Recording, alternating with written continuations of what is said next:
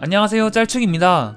아스날은 지난 8라운드 아스톤빌라전부터 14라운드 에버튼전까지 이무 5패를 기록하며 리그 7경기 무승의 치욕을 겪었습니다. 이로 인해 아르테타를 내보내고 최근 PSG에서 경질 통보를 받은 투엘을 선임하자는 의견도 적지 않았습니다. 그런데 지난 런던 더비에서 첼시를 3대1로 잡더니 이어진 브라이튼과의 경기에서도 1대0 승리를 거두며 박싱데이 기간을 순조롭게 나아가면서 리그 15위에서 13위로 2단계 순위 상승했습니다. 아스날이 2연승을 할 수 있었던 것은 결코 우연에 지나지 않았는데요. 먼저 상대의 양쪽 풀백이 전진해 있는 상황에서 후방 빌드업을 진행할 때 다른 선수 개입 없이 두 센터백과 수비형 미드필더만 공에 관여하면 아스날은 4-4-2 포메이션을 기반으로 압박했습니다. 이때 1선에 위치한 한 선수는 공을 갖고 있는 센터백, 또 다른 선수는 수비형 미드필더를 압박했는데 공을 소유한 센터백이 다른 센터백에게 패스를 내주면 수비형 미드필더를 맡고 있던 선수는 패스를 받은 센터백을 방어하고 센터백을 방어하던 선수는 다시 수비형 미드필더에게 가서 공이 전진될 수 없게 했습니다. 그렇게 이 둘은 이 압박을 번갈아가면서 수행해 상대가 쉽사리 볼을 전방으로 전개할 수 없도록 했습니다. 반대로 상대의 양쪽 풀백이 전진하지 않는 상황에서 후방 빌드업을 전개할 경우 4-2-3-1의 형태로 전방 압박을 가했습니다.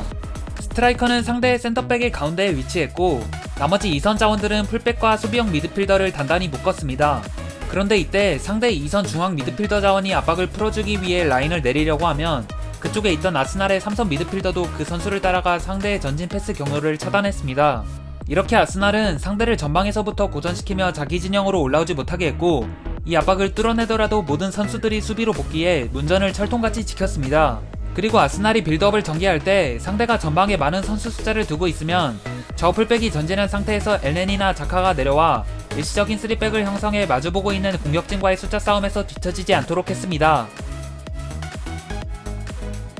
그리고 아스날의 왼쪽 지역에서 특정 플레이가 나왔는데요. 자카가 볼을 잡고 있을 때 스미스로우와 마르티넬리는 동일 선상에 있었습니다.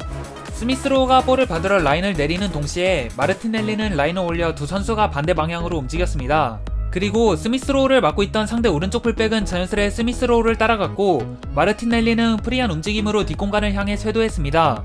이후 롱패스에 일가견이 있는 자카가 공을 한 번에 뿌려 발이 빠른 마르티넬리에게 패스를 내줬습니다. 스미스로우와 마르티넬리의 히트맵을 보면 주로 왼쪽 지역에서 플레이했다는 것을 알 수 있는데 이 둘은 이런 부분 전술로 상대의 왼쪽 측면 라인을 붕괴시켰습니다. 아스날이 상대의 측면을 공략하는 또 다른 방법은 풀백을 활용하는 것이었습니다.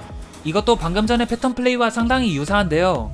엘네니가 공을 잡은 상황에서 오른쪽 측면에서 공격을 진행하고 있다고 가정하겠습니다. 사카는 현재 오른쪽 측면 깊숙한 위치에 있고 베에리는 그보다 낮은 위치에 있습니다. 그런데 순간적으로 사카가 하프 스페이스로 내려오고 베에리는 터치라인을 따라 높게 올라갑니다.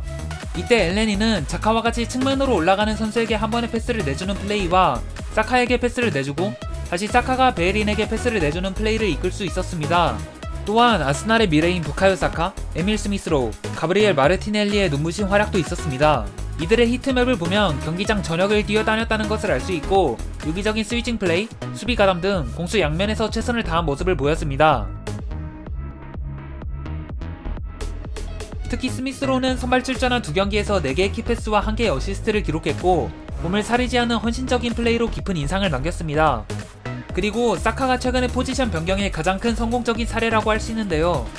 사카는 왼발잡이로 그간 왼쪽 측면에서 크로스를 내주는 플레이에 집중했습니다. 하지만 지난 첼시전부터 오른쪽에서 뛰면서 측면에서 중앙으로 들어오는 플레이로 2경기 연속 공격 포인트를 기록했습니다.